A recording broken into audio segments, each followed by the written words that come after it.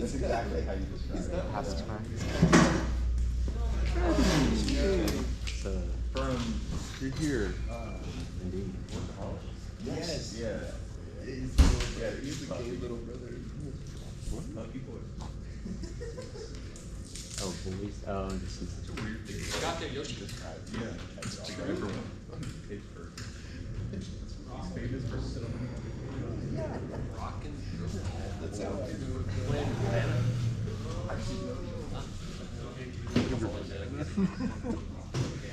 I'll just throw a little chocolate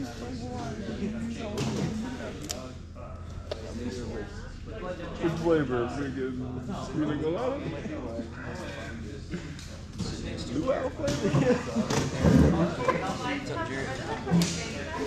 seat taken. The heart of your enemy flavor. You watch short. Yeah. I did my, that's your shit. You're my enforcer, Ted. You're like, hey, I wanna go, Enforcer? Like when I've got troubles, you go and deal with whoever's calling. Yeah. Whatever means necessary. Remember that you didn't see it. What's Sandy Pack? You didn't see the tree. Sandy Claus is what they're called. That's what they're Starting called. to locust, the big maple.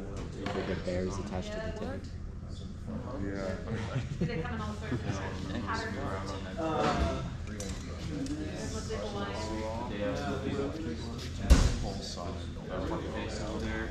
Straight up dodging the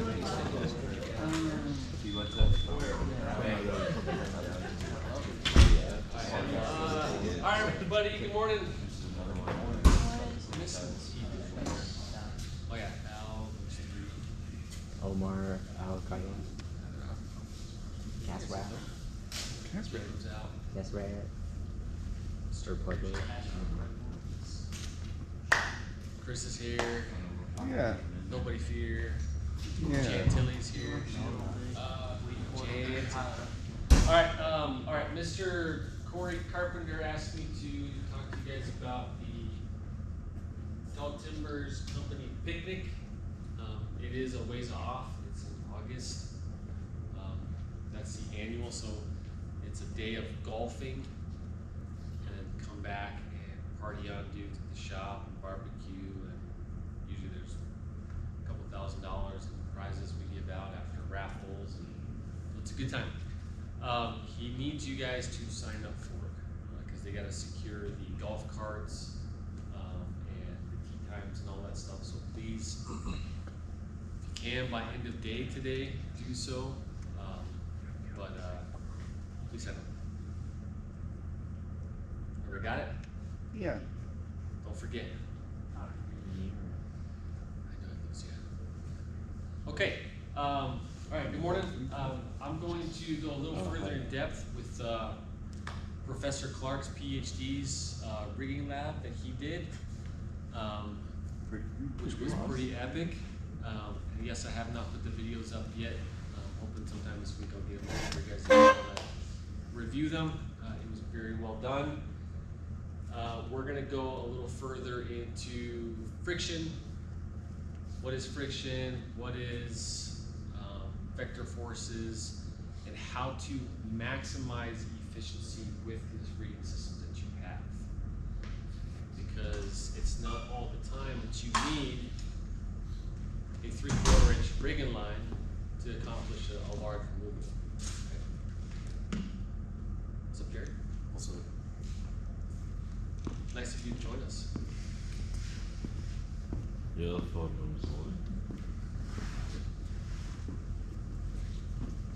The best way to start the day is to be late.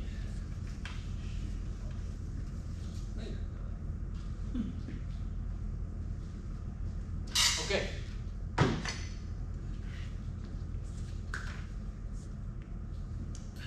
We begin. That's a loaded question, right? Brian, you're setting up a rigging system. Walk me through your process on how you decide what to do. okay. Let's see. Look for a rigging point. Okay? isolated to make a point on the quarter wraps, just kind of straight lines. We typically, I don't know, they kind of all depends on what the scenario is. Okay, good answer, good answer. What about you, Luke? When you look at a tree and you're setting up for rigging, walk me through your process. Guess I usually start from the ground where I want the porter wrap to be. Find a nice solid line up. Try and work with the canopy to find openings in it. Get the stuff down to a nice landing spot. Looking at like the strength of the tree and what I have to rig off of to kind of determine how big I can rig. And then just kind of fiddling with it from there to make it more optimized to get it dialed in. Okay, cool. All right, Mr. Gill, what about you, buddy? Finding a spot above my tie-in point. Okay. So you rig above your tie. You're not one of the other ones where you climb above your rigging point? No. Okay. Seeing if I can set up a fishing pole at it on my way up. Okay. Okay, so a fair leap to kind of use the structure of the tree. Okay. Okay. Good. So that's pretty much step one, right? Finding what you're gonna do and having that game plan. So with that, you want high angle points, right? Higher is better. I think that's one of the things that makes our trees a little more difficult than some taller trees is they're so short. It is hard to work with rope angles if we're using really, really short trees, right? I got a 40-foot limb over a house, but my tree's only 50 feet tall. Right? That's gonna be difficult to get that thing up and over and out of the way because I don't have a lot to work with. Okay. Good. Setting up the pour wrap, like Luke said, is where do you want your rigging placed, right? So where is my rigging, my main rigging point gonna be? And then lining that up down to where I'm gonna have my friction devices, right? Quarter wrap, GRCS, even just a quick little rescue weight you can use as well if you're doing some light, easy stuff. You don't necessarily have to put the wrap on around the tree all the time. And then where are you gonna set yourself up as far as rope management, right? Those are key points. Another thing I think that Luke mentioned that's great is the tree structure and how big rigging I can go. That's huge as well. Working with what you have and maximizing the ability with that, right? So on an elm, I could probably go a little bigger than a silver maple or a cotton, right? Depending on the structure. As opposed to a hackberry, right? Those ones are a little more difficult. They're gonna require a lot of redirects or fair leads. So having the game plan and saying that what you're gonna use and how you're gonna use it. Now, is that always the case? Is it always gonna be, is your game plan from the ground always gonna be the same when you get up in the tree? No, it always changes, right? So be adaptive. With that, always try and be 2 to 3 steps ahead of yourself when you're rigging stuff out, right? Because sometimes you could go bigger. Sometimes you can set up a different system and maximize efficiency as far as taking material out and where you want it to land and where the egress of that material is gonna go, right? So that's important. So all this requires a lot of thinking and understanding the tree's physiology, right, and its biomechanics. I think probably next week we'll get into resonant dampening and using the tree structure. That's always a fun one. Sometimes it's better to leave stuff than to take it off. It'll help with dissipation of the load forces. But anyway, so it requires a lot of thinking in rigging, correct? Yep. So with thinking, we also got to think about the equipment that we use, how we're gonna use it. Okay? So a few months ago, we did ropes, or quite a while ago, we did ropes, right? So the ropes, what type of ropes we use for rigging, the sizes, the loading capacities, the strength loss in them as well. Like if we add knots to our rigging line, okay, what does that do to our capacities, right? It lowers them. If I use something with inconsistent compatibility, right, I have the potential for failure. I use a 3/4 inch bull line on a 1/2 inch sheave pulley, right, I'm gonna have some issues. It's gonna be hard to get that sucker in there, but hey, we're gonna have some issues. So compatibility is important, how you're gonna set that up. So when we're building our rigging system and our plan for trees, we have to think of the big picture first before we just start throwing blocks and pulleys and everything up into the tree. Do I want aerial friction? Or do I want less friction in the tree? Right? That is a huge decision to make. Putting a ring in a spot where a pulley would have been better could save you some time and effort into the tree, and vice versa, right? If I put a ring in a spot where I've got a pulley, that could save me a lot of effort as well and minimize the impact that's going to be on my tree and my rigging system. Okay. So with all that said, we talk about load forces, vector angles, and talk about how to use it to your advantage and how it can be a disadvantage. Okay. All right, cool. So what is a vector? What is a vector? Let's say your vector. What's a vector? Come on, somebody. We did this last year. Point of change between two stationary points. Cool. Okay. Yeah. Point of change to stationary force. That was very well done, Luke. See, Professor Clark, PhD. Okay. So it's a point of change, right? So there's going to be a deviation in your system. The point of change is going to be offset by that by half of your vector force. Okay. So in this case, someone other than Luke, where's my vector?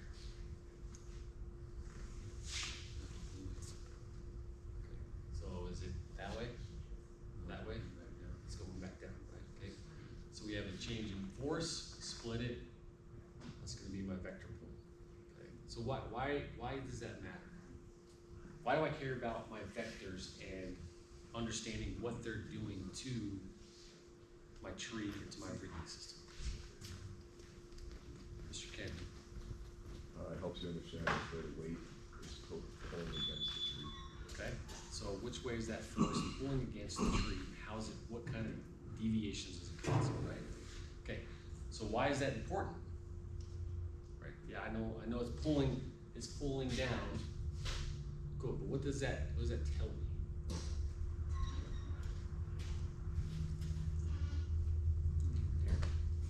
What was the question again? What does that tell me? Like, why is that important? Why do I need to care about which way that force is going? Why do I need to know that? Maybe the shock load for the tree, or the crash, maybe it might fail, or I'm not too sure on that one. Okay. Yeah, that's the best answer I got. What about you, Juan? So we don't copy, we need to cut. Okay. What about you, Linda?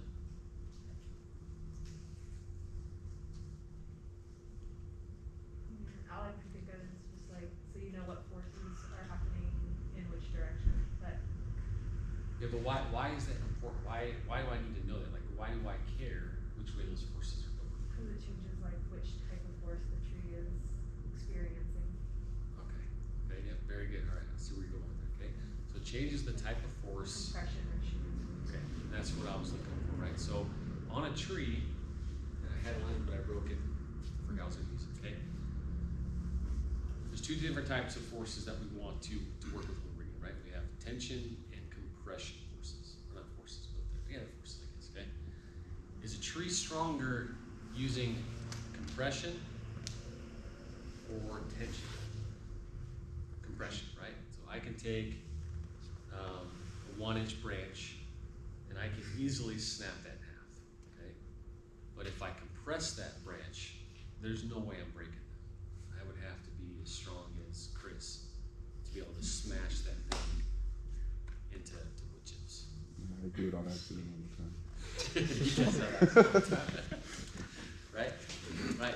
So, right, understanding my tree, the tree's physiology, how to maximize the use. So I want to pay attention to my vector forces, which is going to be the loading forces, and which direction I am applying that to the tree, right?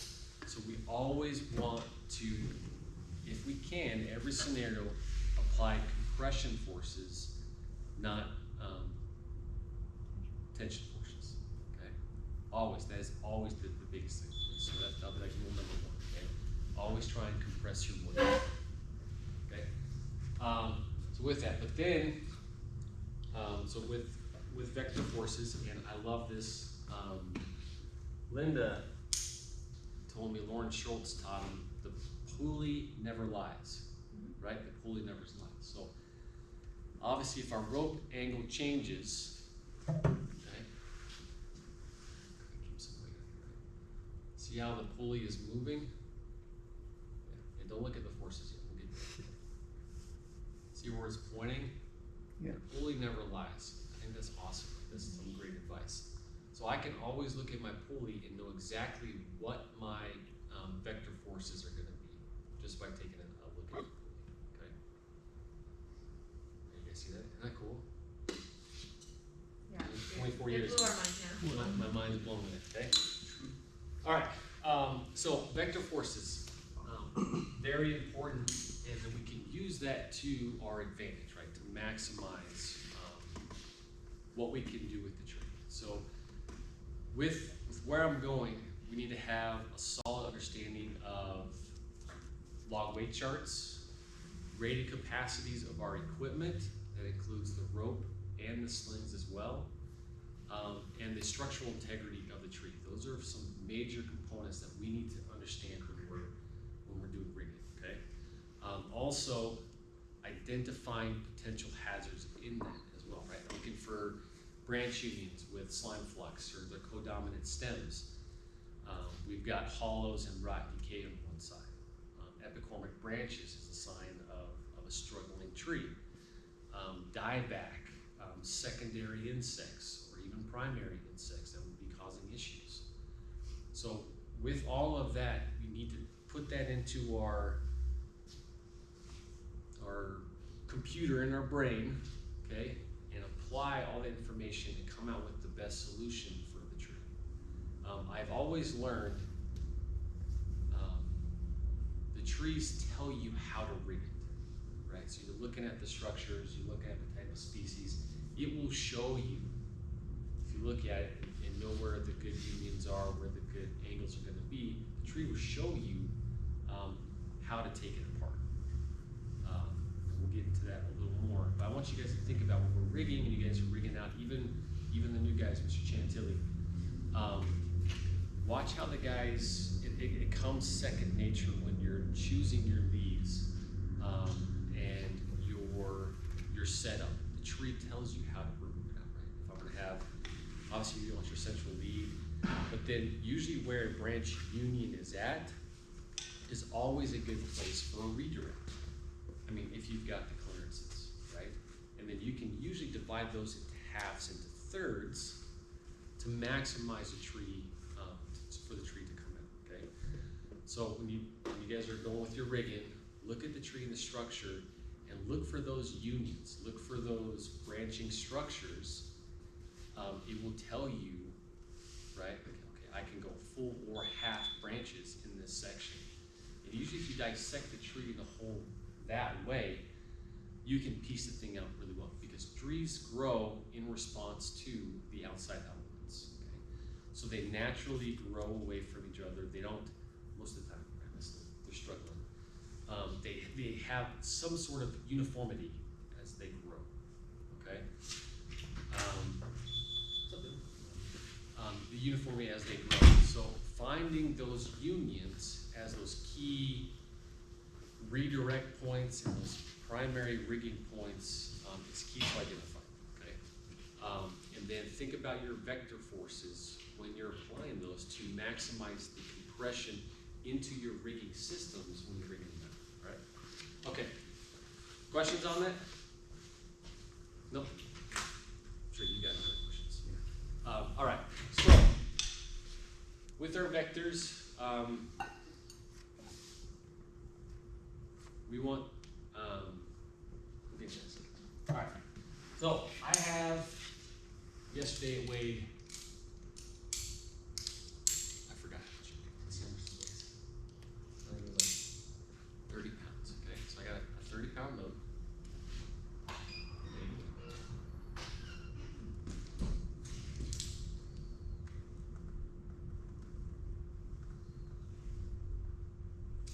Oh, that's right. Okay, let's see how. Okay.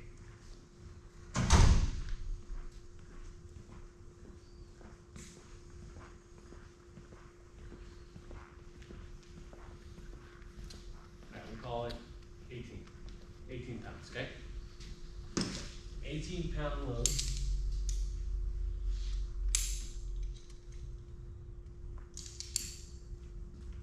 Okay, now, what I have set up here is the load on the friction device side.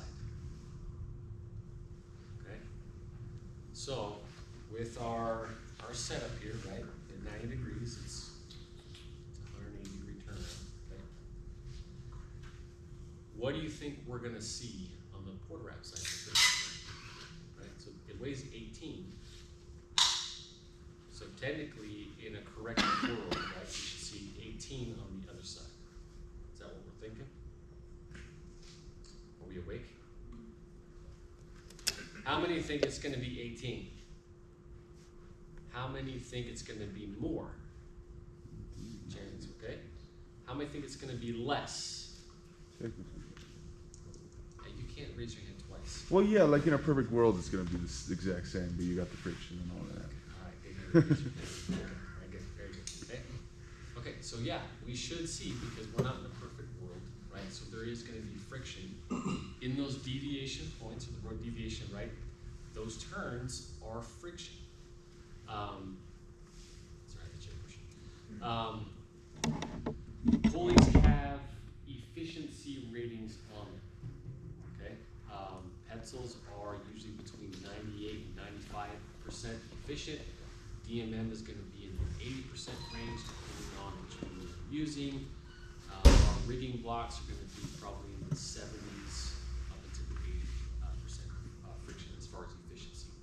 So what that means is so if I've got an 18-pound load, if my pulley is an 85% efficiency, okay, I have a 15% friction loss, or gain, I guess we're gaining friction, in that deviation system down to the other side. So we should see 15% decrease in our load on the other side. Does that make sense? We're tracking, okay, so let's see. Let's see. Technically it's attached to the port wrap. Okay. You made it weightless. 18.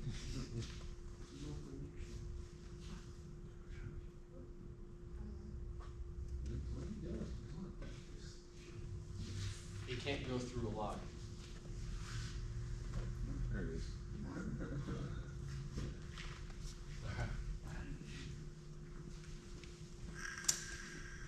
My Enforcer's over 10 years old, so it could be some problems.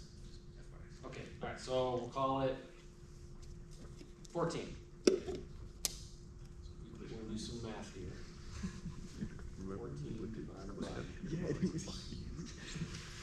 Okay, so we had a 23% efficiency loss, right? So that's right around what we're talking about. 80% was actually when I said 85. Okay, so we have a loss of a load force because of friction below. Okay, let that sink in. Let it sink in. What is now? Why is this? What's up? The sink's already in. Let that sink in. Oh yeah. Dan, you're fired. Go grind this stuff. All right. Why is this important? Like loss of load on the other side. Why would this be important to us? What do you guys think? Why do we even care about this? Why are we even talking? Just let you know how much we're gonna do about it.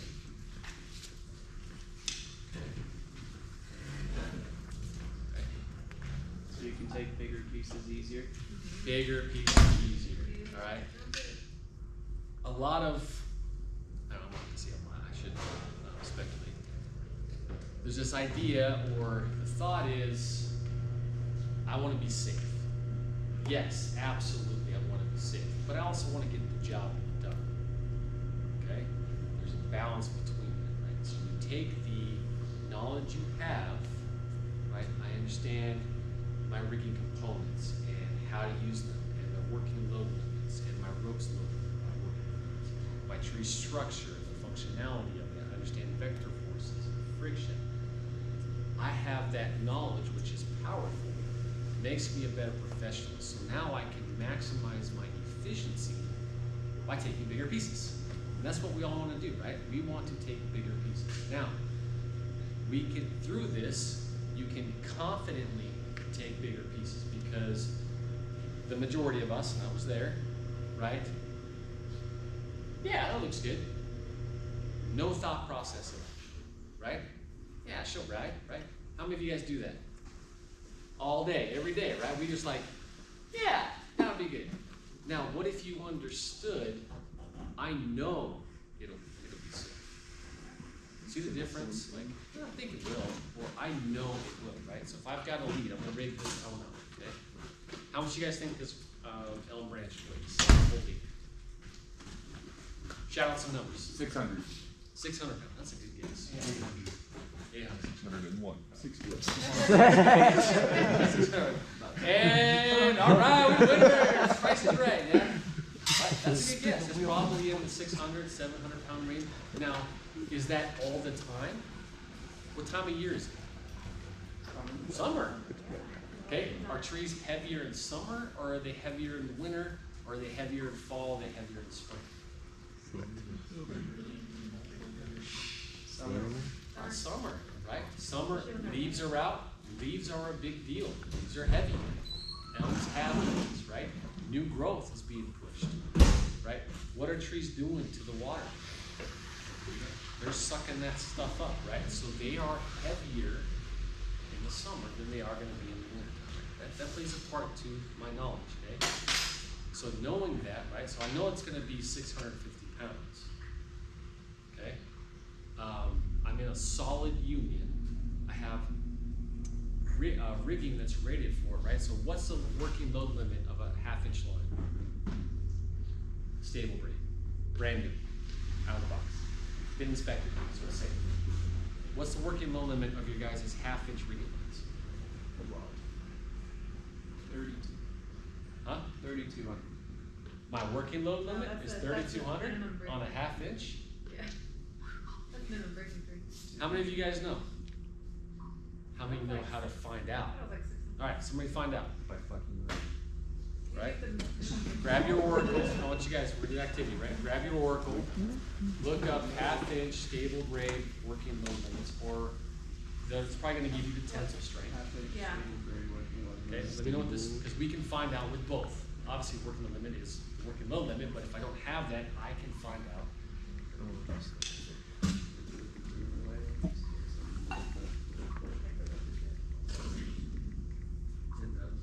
$10,000.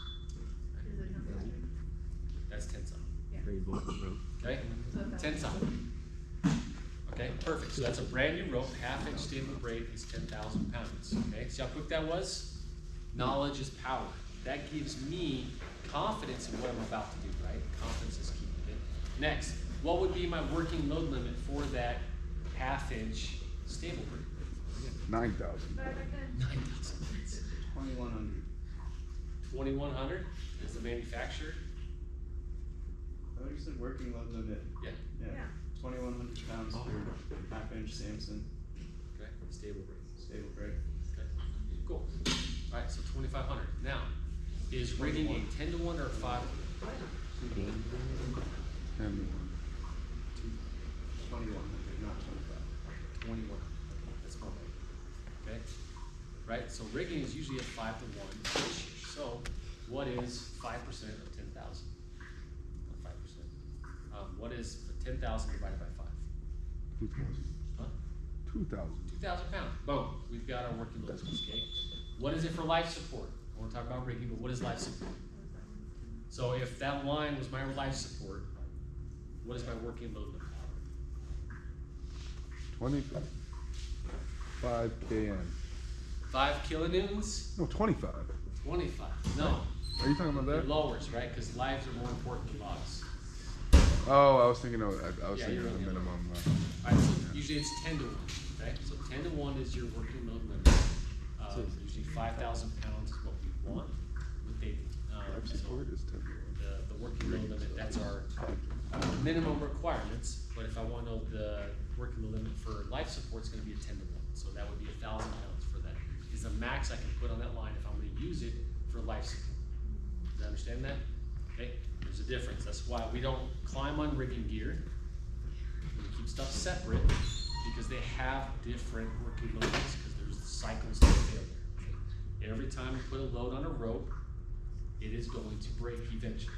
Okay? Little fibers break, stuff gets into it, right? Those cycles to failure add up. So that's why the life side is higher, the 10 to 1, than the rigging side. Okay, it's tracking? Okay, it's important. Okay, so what is my working load limit according to manufacturer? 2,100 pounds. Okay, solid, right? I got a 600-pound limb, 650-pound limb. Okay, can I use a 1/2-inch line on this? Yes? Who says yes? I mean, it Man, depends. you guys are on fire this morning, okay? No. What else do we have to consider? Knots. Knots. Ankle. Okay, knots. Knots are the biggest key, right? So am I gonna attach this with a knot? No. Yeah. I mean, I can't just get some duct tape out and start like duct tape into it, right? I'm not gonna splice this onto it, right? I gotta tie some knots. What deduction do I add to my working load limit of my rigging line? I'm tying them both. I add a 40% reduction in it, okay? So what's 40% of 2,000 pounds? Like, I'd like 26. like 900-ish. Yeah, somewhere in there, okay? Yeah. So usually every 10, right, you just shift the decimal point over. So 10% would be 200 pounds, You said 40% of 21? 40%. 800. Sorry, 60, yes, it would be 60%, right? So 60%. 40% loss because I'm tying a knot. 1,200. So for every You still- 10, You still have 1,200. so I know I move that over, so my working the limit's 2,000. Should I write this on the board so you guys can see it? Yeah, mental math. Alright. So like, 1,200 pounds. You multiply or divide by 2? And wait for conclusion. We didn't get into tree Oh, work. see, I'm going on 2,000. 21 is red. Okay? So, my working load limit is 2,100 pounds. 10% of that, okay, is 210, right? We just shifted over one decimal point. It's really easy. But I'm looking for 40. So what do I do to that 210? 840. So you lose 840. I times it by 4. Okay? So now that I'm smart and I'm using my brain, what is my actual, because I am going to be tying a knot into this, what is my actual working load limit with my configuration? Okay, what is it?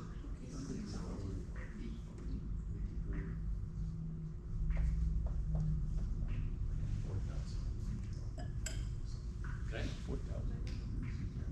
So you can use. Wait, yeah, so you of course we can.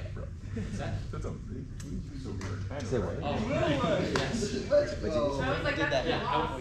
I went back and I read it. So that is a deduction, sorry guys, thank you Linda, I didn't even say anything, I just had a look at you. is times 4, which is, right, 840. So you lose So that. now we lose that off of the 2,100. Okay. What about the voting? 1300. that is 13. 13. Oh. Sure. 60. Yeah, 1300. I am absolutely positive. Where did that 40 go? Okay, my actual That work 40? was 1,300 pounds. Okay, very good, yeah. Thank you. Oh, All right. what happened to the 40? What happened to the 40 again? Yeah, we lost the Yeah, where 40. the It's 1260. So the You guys are worried about 40% we're taking. Yes. Right, so the 40% is the strength loss. I have a 40% loss because I tied a knot. Okay? So that's where I did the 10. Okay, because that's how my brain works. I start with 10 because 10 is easy. So I just shift that over. I've got 10% is 210. I want to know what a 40% reduction is. So I times my 10% by 4, and I get the 840. And then I deduct that from, because it's a deduction, from my working load limit, okay, which is 1,300 pounds. Where did that 40 go in that 800 when you were deducting? I was so confused. Oh, we don't talk about that 40. What? We don't talk about the 40. Oh my god. Let me just round down. 40s are for after. Oh my. That's why I was like, wait. 40s died in class. Hey, see, I'm a tree guy too. I can't do math. Look, 20-some Okay. years, I still can't do this right now. Can I Okay, ask so you a it would stupid be question? I just want to know where the 40 is. 13. Yeah, 40. Okay. That's the 40. Where are you? There you go. We did it. All right. 10 minutes later. That's way too small. Okay. 1260. I'm glad it's on video. Where is the? Okay. The point I'm trying to drive home, guys, is can we bring this stupid live? Okay. Yeah, now we can. So yes. Yes, so we can. Can we? Yeah, we can bring 2 of them almost. Wait. We still got Still got angles. We got handles and hardware. We need a tie-in point. We need a tie-in point, a working point right there. But do you see what I did there? Did you guys notice how your confidence, even though you weren't the one rigging it out, your confidence kind of like, oh yeah, we can. Oh yeah, we'll be good. Did you see that? Did you guys feel that? That confidence rising? No?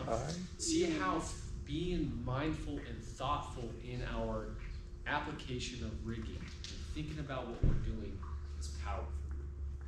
With those confidence, that means I'm not a scared little chicken, because what scared little chickens will do is create more work.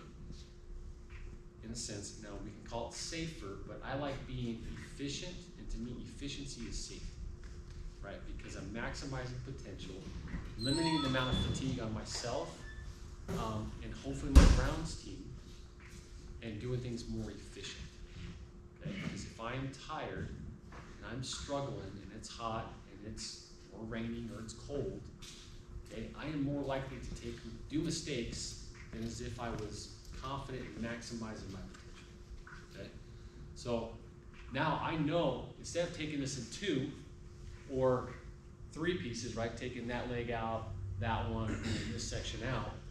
Okay, that's 3. Then this is just one lead. Okay, remember how we talked about efficiencies in daily activities with the raking or felling operations or just constantly moving. Those 5-minute delays add up towards the end of your day. Okay, so if I don't understand and I'm guessing and I'm not being smart about what I'm doing, right, I'm creating more work for myself and for the grounds team, okay? Because I would rather take this in 1, obviously if I have the room, than in 3 pieces. And this is just one lead of 10 that's in this okay? Now think about that, compound that together. If I make 3 extra cuts, because I'm safe, in this elm, and I have 10 leads, I am doing 30 cuts, 30 different rigs, 30 different setups. I gotta move things 30 times, as opposed to 10. Now again, this isn't, like tree work is not actually, or it's guessing sometimes because of weights and stuff, but just to give you an idea on the thought process behind it, okay? So understand that. So what's our working load limit for without knots for a 1/2 inch staple braid. 100 pounds, okay? Then we start going from there. You always want your weakest link to be the rigging line, okay? So because I'm using a 1/2 inch line, could I use a 1/2 inch 10X with a DMM impact block? Okay, so we did there. Can I use 1/2 inch 10X Tech as my sling or a dead eye, okay, with my DMM impact block? Yes, Oh, yes, why? because it's spliced on. What does the splice have to do? It keeps the braiding higher. It's not a knot, so it doesn't reduce it. Okay, but how do I attach it to the tree? Splice it. With a knot. With a knot. Alright, did you get it? Hammered it. Yes. Yeah. Simple strength for the 1/2 inch 10X sling is, it depends on what type. It says 1180 to 13,000 pounds. Okay, so depending on the type, 10X Tech is usually, right, it's power braid. It is usually, sling grade 10X is usually what we use. Okay, did you guys see something in there? What was it again? 11? 11,800 to 13,100. Okay, alright, so is that higher than the rigging line? Yeah. Yeah. Okay, it is. So there's a difference between 10X and my 1/2 inch staple braid, right? Knowledge is power, understanding the differences behind it, okay? Cool. Now, we still ton of knots, so we still have to do our deductions, okay? Does working the limits, the 5% of that breaking strength still apply to slings? Yes. Yeah, if you're using it in rigging, if we're going to be in climbing, it is 10%, or the 10 to 1. Okay, now, can I use a 1/2 inch stable braid and rig out a 650 pound lead? Yep. Yes. Okay, let's find out, okay? That's not the problem.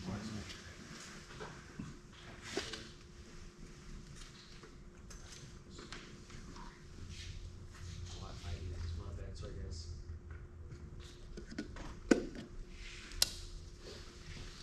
Are we assuming that the 650 pound branch is oriented like this and not the top of the tree? Yeah, we're not gonna go to vectors. That's it, okay.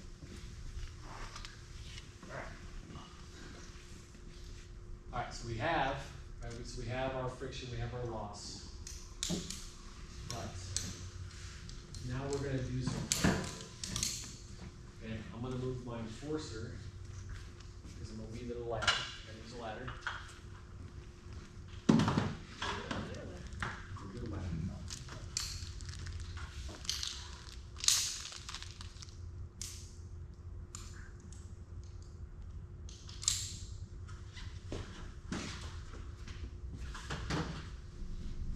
Alright, those of you that are crew leads, don't answer. So, let's just say the bag is our 650 pounds, okay?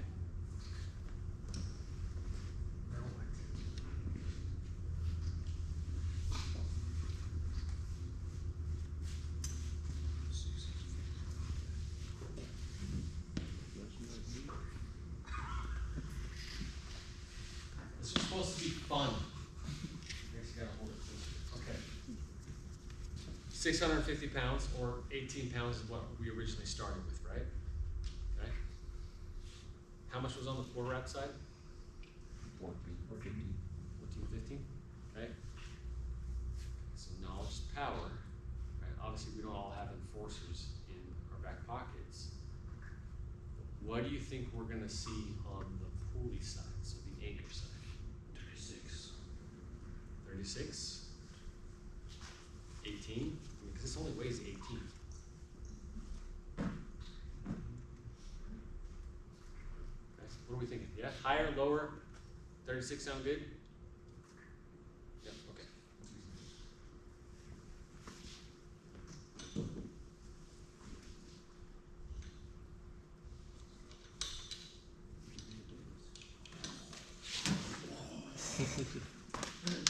Okay.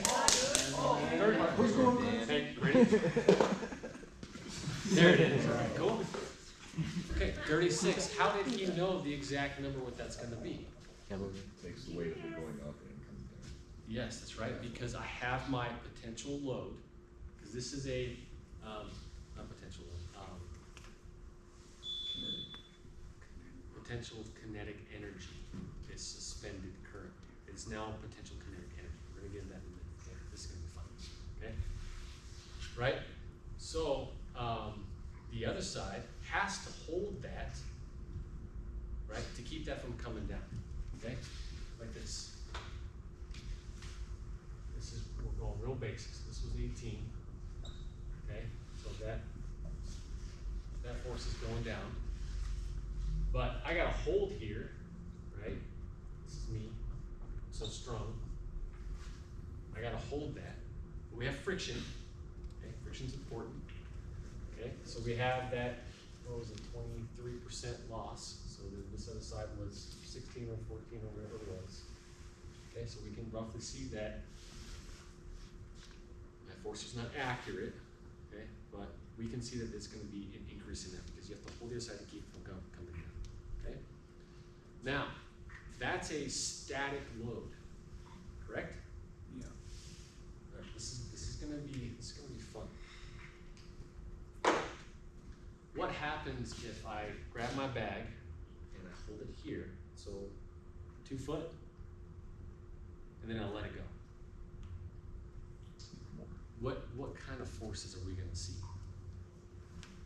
Okay, what is going on?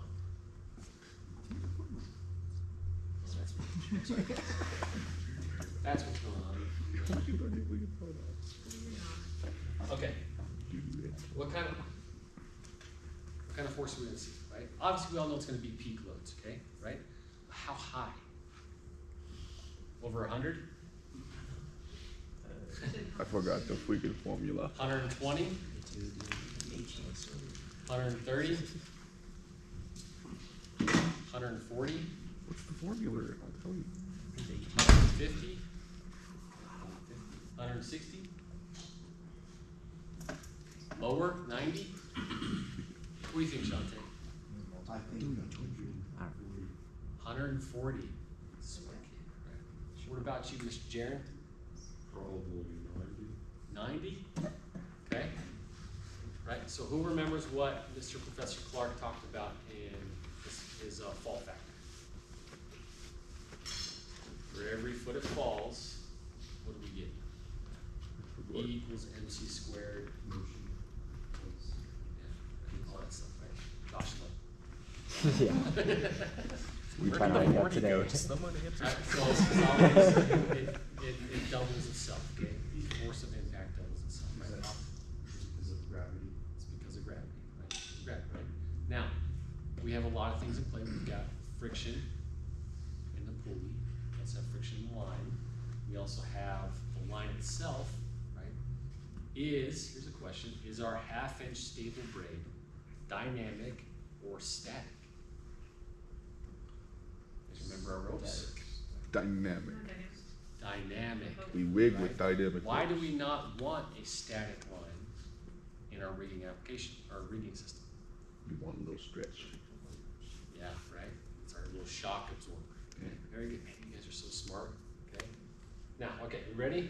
Put a little stretch in there.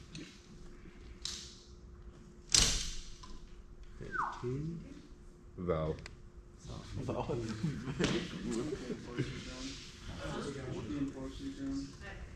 No hack. So what do we use to Yeah, it was like Okay. All right, we'll do it again. a kilometer. That was my fault. 100-foot swing. Whoa, it buffed up pretty good. Crazy high. saw 112 up in there. Why are you not showing max? Max is not 112, by the way. It was 212 pounds. What? Or 260. About. It's not really 2 feet.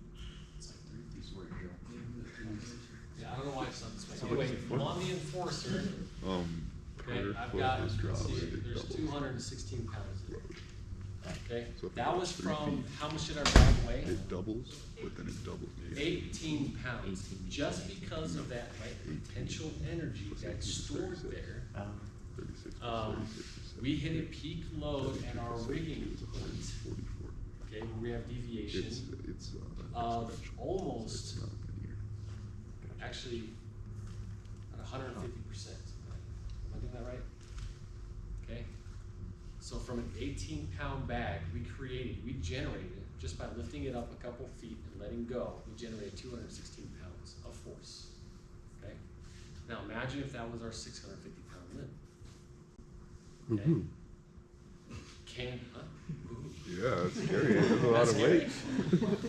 Okay, so the potential energy is another factor we come into play. So, yeah, can my rigging line at the knot sustain that? Absolutely.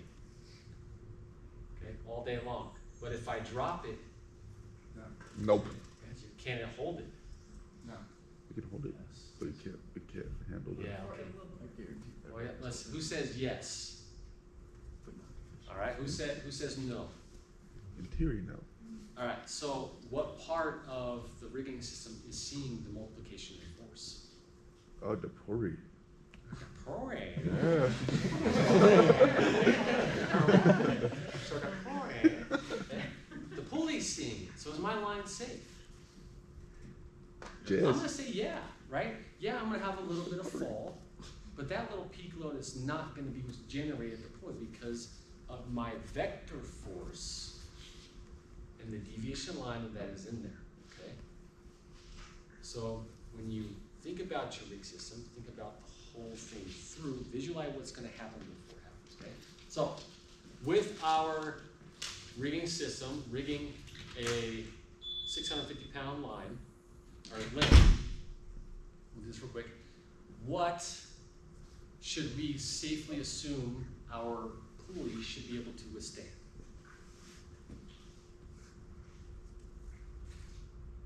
What working load limit should we think our pulley and our pulley sling that's attached to, what do you think we should sustain, should withstand?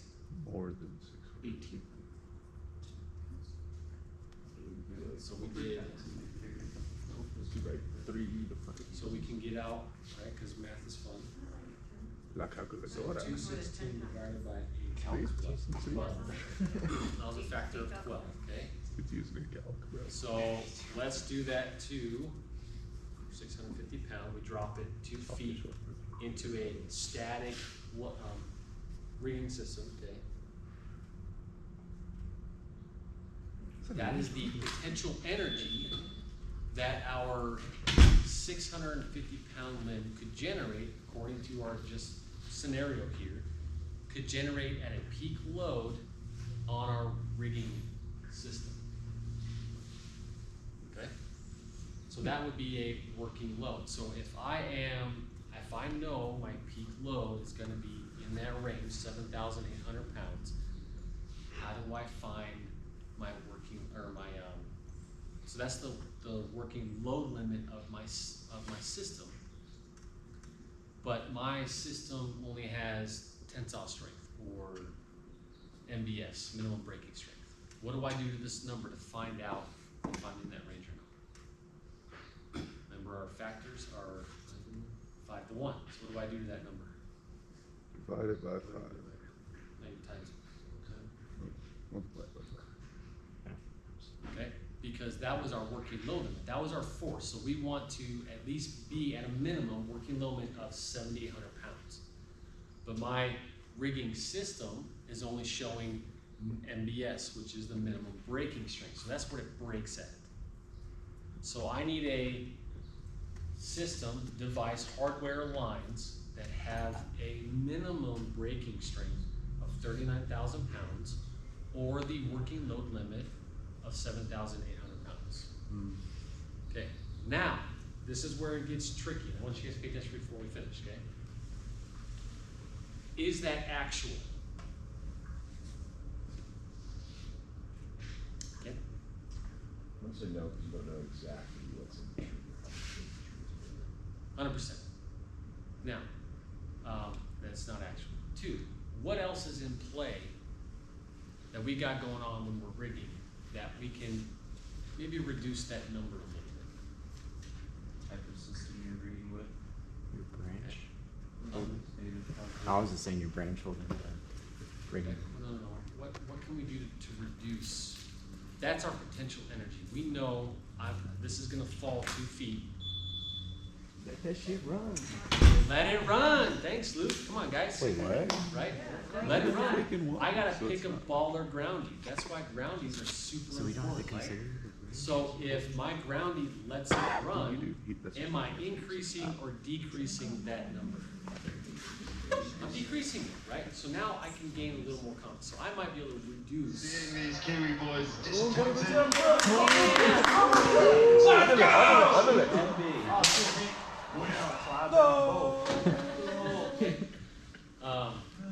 If I got a Josh on the ropes, right?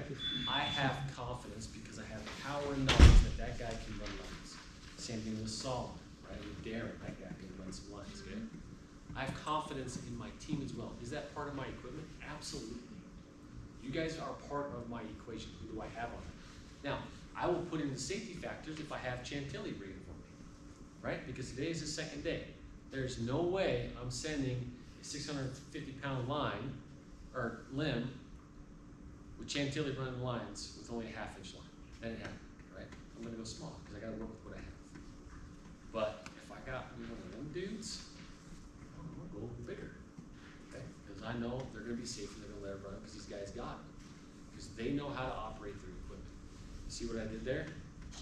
I am working efficiently and using the knowledge I have to accomplish the task at hand and to maximize my potential of the situation I have with the rigging system I have. Okay, that make sense? Cool. All right, yeah, we didn't get as far as I wanted to because we were gonna talk about, now we can split the loads, but that's just more for next week, okay?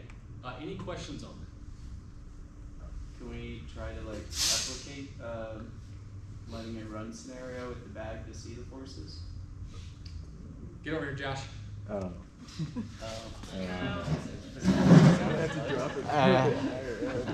You only had about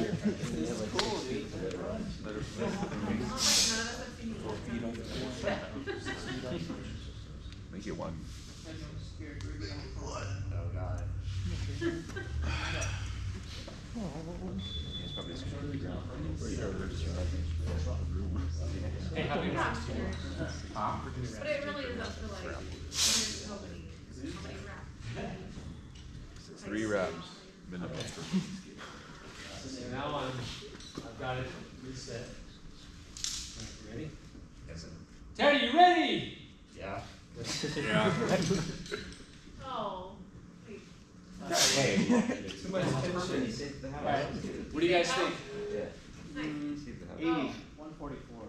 40. Eric. 8 144. Hey, Right? that's Be- good. Because I've got me a Josh as part of my equipment, he just saved me 70 pounds. So I can reduce, right, it was a factor of 12 just by that static drop, it's a factor of 12. Now, Save you a third of that force. it was a third of that force, so what is 144 divided by 18? 144 divided by 8. It's about like 8.5. There is. Good at that. I went from a factor of 12. Okay, cool. I went from Yeah, Teddy. yeah, good job, dude. I went from a factor of 12 down to a factor of 8 just by introducing more knowledge and skill because of that guy, right? So that's huge. That is huge. That is part of your rigging system and applying that to what you have in the potential of it. Yeah, well done. That was a Thanks great for idea. asking that question. Whose idea was that? That was good. Dude, great idea, dude. That was awesome. Yeah. Mr. Billion. Sounds good. All right, any questions? Can we break from this tree next week? Can we break from it? Yeah. Can you show us? Like we get like a twig from outside and just rig it? Yeah, we can do that. Yeah, well, so next week what I'll do, we're gonna build off of this. We'll go from this. I wanna talk about redirects and the different, how the vector forces in my change of angles apply different forces to the different areas, because sometimes my redirect can actually compromise as opposed to increase the strength of the tree. We'll talk about that next week.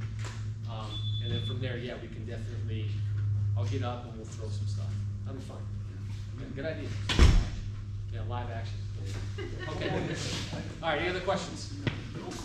Cool. All right, guys, cheers away, circle up.